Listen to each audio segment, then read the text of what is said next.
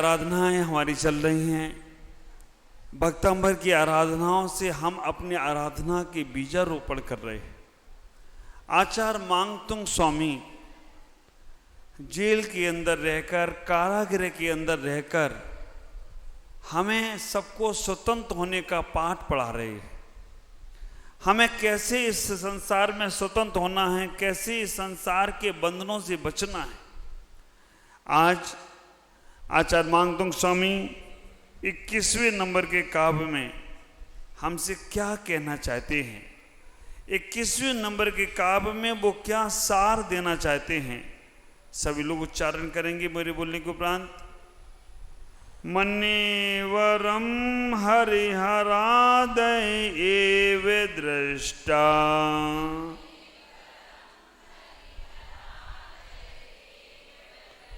दृष्टेषु येषु हृदयं त्वयितोषमेति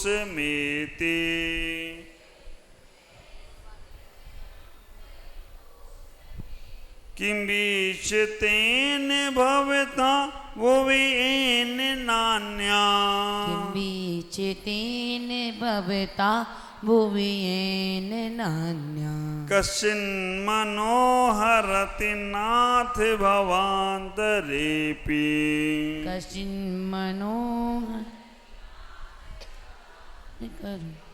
आचार्य मांगतुंग स्वामी मन्ने वरम हरिहराय एव दृष्टा। आचार्य मांगतुंग स्वामी कह रहे हैं, हे भगवान, संसार के भगवान सब सुंदर है, वो हमारे चित्त को हर लेते हैं। मन्ने मानता हूँ, वरम माने श्रेष्ठ, हरिहराय विष्णु आदि महादेव आदि एव ही दृष्टा देखते ही दृष्टेषु येषु हृदयं त्वयितोषमेति देखने से येषु जिन्हें हृदय में, मन में, आप में तोष संतोष तोषमेति। हे भगवान, मैंने संसार के सारे देवी देवताओं को देख लिया, उनको देखकर हमें बहुत अच्छा लगता है क्योंकि वो सजे धजे हैं। भगवान राम को देखता हूँ तीर कमान के साथ, माता सीता के साथ, भ्राता लक्ष्मण के साथ तीनों खड़े हैं। शिव जी को देखता हूँ तो शिव जी भी पार्वती के साथ खड़े हैं, गले में उनके भी सर्प है। विष्णु को देखता हूँ तो वो भी नाग सैया पर लेटे हैं, लक्ष्मी माँ उनके पैर दबा रही है। संसार में हमने हनुमान को देखा तो वो भी गदा लेकर खड़े हुए हैं। जितने भी हमने भगवानों को देखा, शंकर जी तो जब देखो तब वरदान दे दिया करते हैं, ऐसे हैं वो शिव जी। लेकिन भगवान एक बार किम वीक्षितेन भवता भुवियेन नान्या, हे भगवान, एक बार आपको देखने के बाद ये मन मेरा कहीं दिखता टिकता नहीं है। एक बार आपको देखने के बाद हरिहराधिक में मेरा मन टिकता नहीं है। कितने बार भी उनको देखने का प्रयास करें, लेकिन फिर भी भगवान आपको देखने के बाद मेरा ये मन भटकता नहीं है। हे भगवान, मैं आपसे इतना ही कहना चाहता हूँ कि सरागता में मैंने जीवन बहुत बार जिया, लेकिन एक बार वीतरागता का जीवन आ जाए तो सरागता में मन लगता नहीं है। एक बार भगवान मुझे अच्छी वस्तु की प्राप्ति हो जाए तो बुरी वस्तु में मन लगता नहीं है। एक बार हम भगवान आपको देख लें तो संसार में और किसी को देखने का मन होता नहीं है। मानता हूँ आचार्य कटघरे के अंदर इतना ही कह रहे हैं यहाँ पर, हे भगवान, इस पृथ्वी में बहुत सारे देवी देवता हैं, लेकिन एक बार आपको देखने के बाद मेरा मन कहीं और जाता नहीं है, कहीं और भटकता नहीं है। ख्याल करो, दूध पीने के बाद कोई कहे कि छाछ पी लो, पियोगे? हाँ, दूध पीने के बाद कोई कहे तुमसे कि छाछ पी लो तो तुम्हारा मन नहीं होगा। आम खाने के बाद कोई कहे तुमसे कि थोड़ी प्याज खा लो, खाओगे? आप विचार करके रखना, जिसने दूध पी लिया उसके लिए छाछ पीने में आनंद नहीं आता है, जिसने आम खाया है उसको आम के बाद प्याज नहीं खाता है।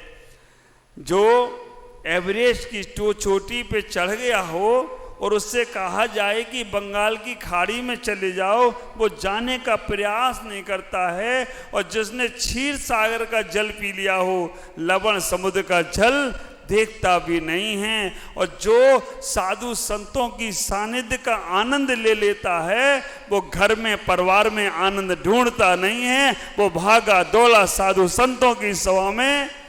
विचार करना, सुबह 4 बजे से लगे हो, 4 से लेकर 12, 1 बज गया, 2 बजे फिर तैयार हो गए, फिर 3 बजे से पहुंच गए, और सुबह से शाम आप लोगों को लगता है अच्छे महाराज आए।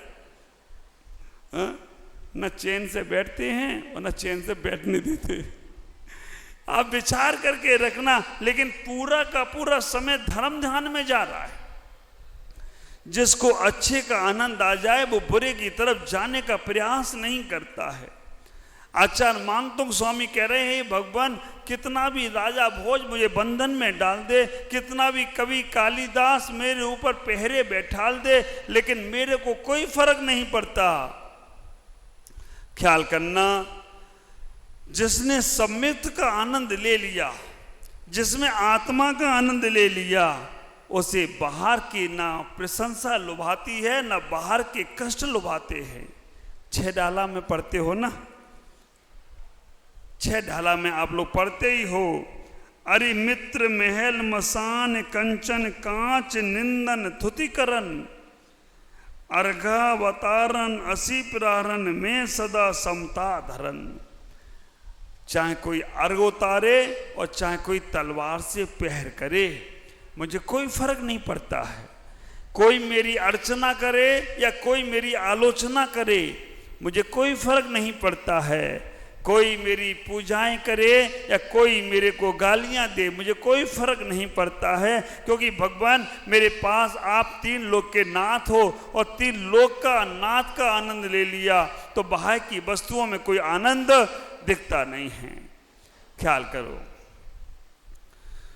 आप लोग जीवन में थोड़े से व्यवहारिक उदाहरण इसलिए दे रहा हूं, उसको अन्यथा नहीं लेना। आप विचार करना, संसार में हम 10 जगह घूमते हैं, 10 जगह जाते हैं, लेकिन मेरा मन अगर किसी एक वस्तु में अटक जाए, मन मेरा किसी एक जगह लग जाए, तो उसके अलावा फिर कोई वस्तु कितनी भी कीमती हो वो हमें पसंद नहीं आती है।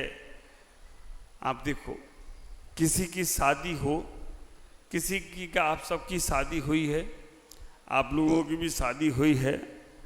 शादी के बाद लड़की अगर अपने माँ के घर पहली बार आई, शादी के बाद लड़की अपने माँ के घर पहली बार आए और उसके पूछा जाए कि तुम्हें किसकी याद आ रही है,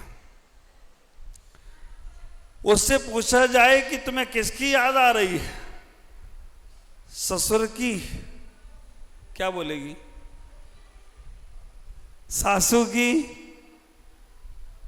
आप विचार करके रखना, विवाह करके वो लड़की वापस घर अपने माँ के पास आई है और वहाँ उदास है। वैसे आजकल की तो होती नहीं है, अच्छा लगता है मम्मी घर जल्दी चलो, टेंशन मुक्त, क्योंकि मम्मी के घर तो कोई काम धाम नहीं करना पड़ेगा, ससुराल में करना पड़ सकता है। मम्मी तो कहेगी कि बेटी आई है तो आराम कर लेने दो।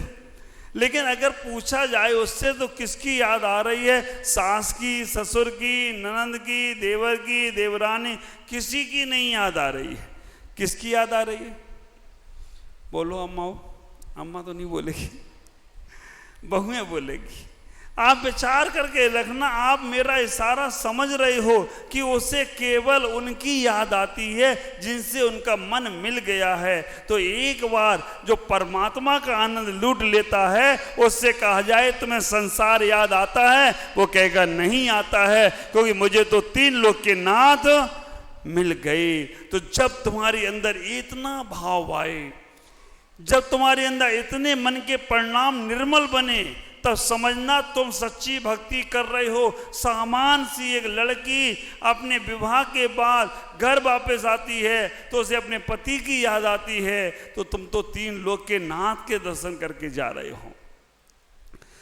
यहां पर आचार्य मांगतुंग स्वामी उस भक्तांबर काव्य के माध्यम से इतना कहना चाहते हैं, हे भगवान, मैंने सरागता को कई बार जीवन में जिया है, मैं सरागी कई बार देवी देवताओं को पूजा है, लेकिन अब मुझे वीतराग भगवान को पूजना है। हम लोग कितनी जल्दी से अपनी भावनाओं को बदल देते हैं, कितनी जल्दी से हमारे मन में डामाडोल स्थिति हो जाती है। हमारा मन एक जगह स्थिर ही नहीं रहता है। हम गंगा गए तो गंगादास और जमुना गए तो जमुनादास। BPL बिन फेंदी का लोटा। हमें मालूम पड़ जाए कि अभी कहीं पे सोने की खदान निकली है, सोने की खदान निकली है और वहां पर जो जा रहा है वही भर भर के ले जा रहा है। ख्याल करो, मंदिर के दर्शन तो बाद में भी हो जाएंगे, पहले सोने की खदान में चलो। सोने की खदान तो छोड़ो, अभी तुम्हें मालूम पड़ जाए बाहर ऐश्वर्या राय आ गई है, उठो भले नहीं शर्मा शर्मी में, लेकिन मन में रहेगा छोड़े महाराज तो जाऊं ऐश्वर्या राय को देखा हूं पहले। इतनी जल्दी तुम्हारा मन डामाडोल हो जाता है कि बाहर कोई एक और कुछ हो जाए तो उधर भाग जाते हो। कैसे होगा? आप विचार करके रखना। 3 लोग के नाथ कह रहे हैं कि ये भगवान, मैंने आपको देख लिया, अब कहीं नहीं जाना है, ना मुझे पीर पे जाना है, ना मुझे फकीर पे जाना है, मुझे संसार के कोई देवी देवता पे नहीं जाना। इतना पक्का सिरधान, इतना पक्का मजबूत तुम्हारी श्रद्धाएं आस्थाएं होना चाहिए। जो भी हमारे जीवन में घटित होगा, हमारे जीवन में जब भी कल्याण होगा, हमारा मंत्र एक ही विचार करके रखना, तीर्थों में तीर्थ समेत शिखर, मंत्रों में मंत्र नमोकार, संतों में संत शांति सागर, ग्रंथों में ग्रंथ तत्वार सोत और अरिहंतों में अरिहंत हमारे अरिहंत भगवान हैं, इसके अलावा और कोई नहीं है। इतना पक्का मजबूत सिद्धांत जब तुम्हारे दिल में आएगा ना, रेवती रानी का उदाहरण आपको मालूम है।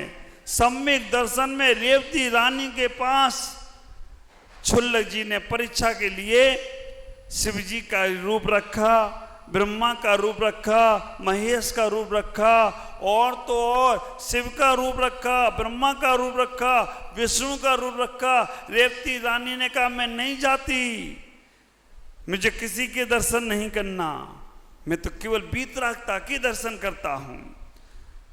तो शायद उन छुल्लक जी ने कहा कि चलो वीतरागता के दर्शन करते हैं, तो उन्होंने वीतरागता के लिए उन्होंने भगवान का रूप रखा, तीर्थंकर का संवत्सर लगा दिया।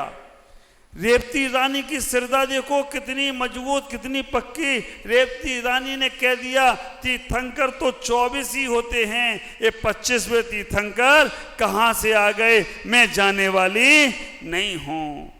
नारायण 9 होते हैं, प्रीति नारायण 9 होते हैं, बलभद्र 9 होते हैं, ये 10वें कहाँ से आ गए? तुमको थोड़ा सा मालूम पड़ जाता है, थोड़ी सी तुम्हारी श्रद्धाएं, थोड़ा सा कोई तुम्हें कुछ लुभा लेता है, कहीं से कोई काम बनते दिखता है, तो तुम अपनी श्रद्धाओं को डामाडोल कर लेते हो। मानतुंग आचार्य यहाँ कह रहे, हे भगवान, मैंने संसार में सब जगह घूम आया, संसार में सब जगह देख लिया, बालक का जो रूप होता है निर्विकारी, वही रूप तुम्हारा है। इनको कोई मतलब नहीं है बाहर की दुनिया से, इनको कोई मतलब नहीं है बाहर के संसार से। विचार करके रखना, कभी कोई व्यक्ति दुखियारी आता है ना, तब उसे अमृत बसाने में, अमृत पिलाने में आनंद आता है। आदमी यहाँ आचार्य मांगतुंग स्वामी कह रहे हैं सब देवी देवताओं पर हो आए, आखिरी में आपके पास आए, इसलिए भगवान सब जगह ठोकर खा ली। कभी कभी व्यापारियों के पास कोई ऐसा ग्राहक पहुंचता है जो 10 दुकान पे हो आया, आखिरी में वो तुम्हारे पास पहुंचता है, फिर उसे जो मिलता है वो लेकर जाता है। लेकिन जब आदमी प्यासा नहीं है, उसे पानी पिलाओ तो पानी पी लेता है, लेकिन प्यास पूरी हो गई उसके बाद उसे अमृत भी पिलाओ तो बेकार का होता है।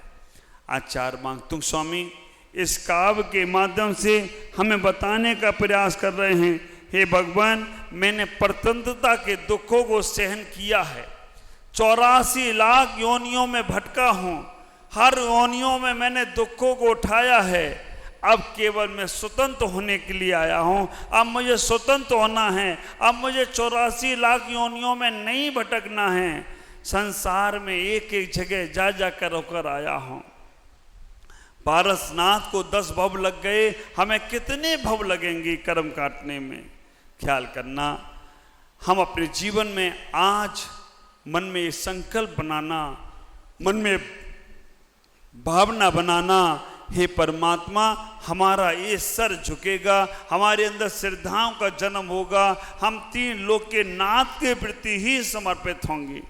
हम कई जगह भटक भटक कर आए हैं, हमने कहाँ कहाँ नहीं गए, संसार के हर स्थान पे गए, हर किसी के हमने पांव पकड़े हैं। विचार करना, जो लोग अपने से बड़ों के पांव पकड़ लेते हैं, ख्याल करना, उन्हें किसी के हाथ जोड़ने की आवश्यकता नहीं पड़ती है, उनका जीवन अपने आप पवित्र और पावन हो जाता है। मानतुक स्वामी आज इस काव्य के माध्यम से हमको यही बताने का प्रयास कर रहे हैं, हे भगवान, अब मैं संसार में मिथ्यात्व की यात्राओं से निकलकर सम्यक की यात्रा पे जाना चाहता हूँ। मैंने संसार के सारे दुखों को सहन कर लिया, सारे दुखों को, और आप विचार करके रखना, दुख के बाद जो सुख मिलता है ना, उसका आनंद ही कुछ होता है। हमें कष्ट हो उसके बाद आनंद मिले। अगर आदमी सुखी है, उसे कितना भी सुखी करो उसे कोई फर्क नहीं पड़ता है, लेकिन थोड़ा दुखी हो फिर उसको थोड़ा सुख का एहसास करे, थोड़ा सा ही सुख मिल जाए, उसे बहुत अच्छा लगता है। तो आप विचार करना। मानता हूँ आचार यहाँ इतना ही कहना का प्रयास कर रहे हैं, हे भगवान, मैंने नरकों के दुखों को सहन किया, हमने तिर्यंच गति के दुखों को सहन किया, हमने देव गति के दुखों को भी सहन किया। अब मैं मनुष्य पर्याय में आया हूँ, और मनुष्य पर्याय में आने के बाद अब पुनः उन दुखों को नहीं उठाना चाहता, पुनः उन दुखों की तरफ नहीं जाना चाहता हूँ। अब मुझे सुख चाहिए, और वो सुख तुमसे ही चाहिए। एक आदमी आकर बोला, महाराज बहुत दुखी हैं, कोई उपाय बताओ। कहा कि दुख है, कष्ट है, संकट है, तो फलाना फलाना उपाय करना पड़ेगा, भगवान का जाप करना पड़ेगा, भक्तांबर का पाठ करना पड़ेगा, भक्तांबर विधान में बैठना पड़ेगा, अखंड दीप जो चल रही है आराधना उसमें करना पड़ेगा। बोला, महाराज इतना टाइम तो नहीं है हमारे पास, इतना टाइम नहीं है कि मैं आपके भक्ति कर पाऊँ, भक्तांबर में बैठ पाऊँ। कुछ और सरल तरीका बता दो जो हम घर में ही रह के कर लें, जिससे मेरे दुख दर्द दूर हो जाए। कहा ठीक है, घर में ही 1200 माला फेर लेना। 1200 माला महाराज? क्यों महाराज, कुछ कम नहीं हो सकती? तुमने जो दुख बताए हैं वो इतने सारे इकट्ठे दुख बता दिए, थोड़े दुख तुम्हारे कम नहीं हो सकते क्या? नहीं महाराज, दुख तो पूरे चले जाए, मालाएं कम हो जाए तो बताओ।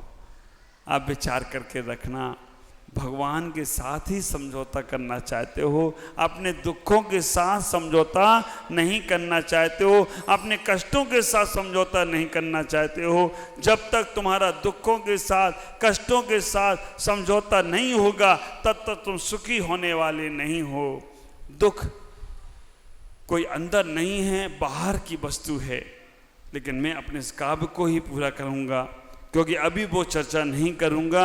अभी आज आपसे इतना ही कहना चाहूँगा कि आप परमात्मा के पास जब भक्ति करने जाओ तो यही कहना, हे भगवान, बस मुझे जन्म जन्म में ये वितरागता के दर्शन होते रहें। हमारे जन्म जन्म में साधु संतों के दर्शन होते रहें और भगवान से बोलकर आना, हे भगवान जन्म जन्म तक साधु संत हमारे डीमापुर में आते रहें, जो हमें धर्म ध्यान में लगाते रहें, हमारे जीवन का कल्याण करते रहें। ऐसा पुण्य हमें देना, ये डीमापुर ना रहे, ये कहीं बुंदेलखंड बन जाए जहाँ साधु हमेशा रहते हैं, या विदेश क्षेत्र बन जाए जहाँ तीर्थंकरों के समोसन लगते हैं।